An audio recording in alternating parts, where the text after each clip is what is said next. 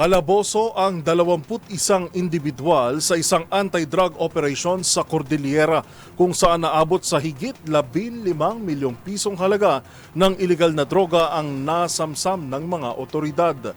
Yan at iba pang rumarapidong balita mula sa probinsya, hatid ng iba't ibang istasyon sa ilalim ng MBC Media Group.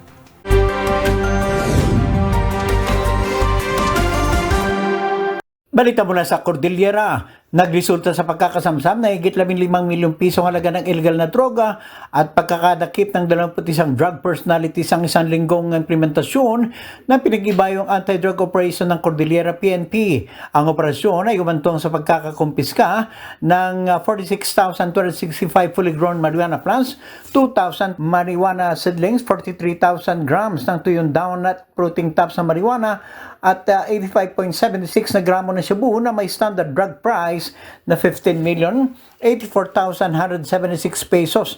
Natimbog naman ang 21 drug personalities, 10 ay high-value individuals at 11 naman ay street-level individuals.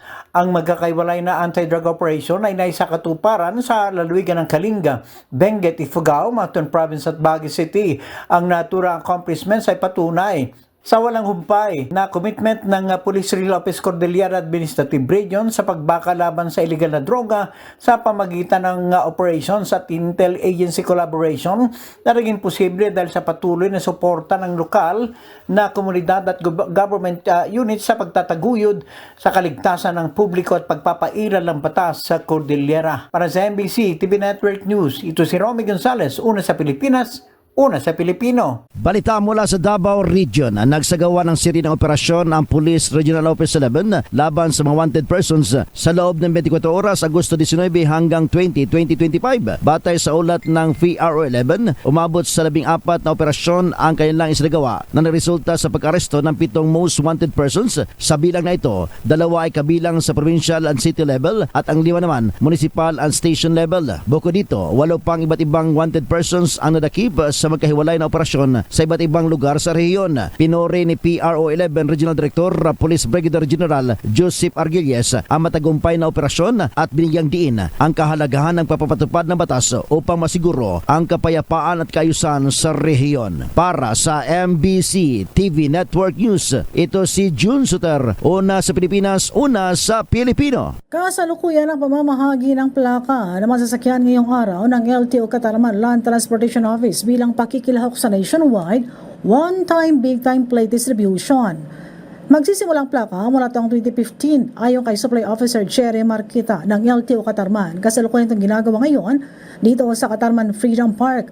Ang release ng vehicle license plates bahagi ng kampanya ng LTO na ma-address ang backlog at masigurado na maire-release sa tamang oras ang plaka doon sa mga registered owners. Kaugnay nito ay nagbaliwanag ang LTO Katarman na obligado na i-release agad ng mga traders o dealers ang motorsiklo ang plate number doon sa bumili kasabay ng release ng nasabing sasakyan. Sa lalawigan, ilang mga sasakyan na ang nasira, dilapidated na at naibinta na lamang ng mga vehicle owners pero wala pa ring plate number. Mula sa Aksyon Radyo Katarman para sa MBC TV Network News, Arch 34 Jane Galit Bantayan ng DZRH, una sa Pilipinas, una sa Pilipino. Sinimulan ng palakasin ng Department of Agriculture ang sektor ng agrikultura sa Gitnang Luzon sa pamamagitan ng pamamahagi ng mga makabagong kagamitang pansakahan. Una nakatanggap ng tulong ang bayan ng Hermosa, Bataan, kung saan ipinamigay ang isang rice combine harvester 4-wheel tractor at village type rice mill na gagamitin ng iba't ibang farmers association sa lugar.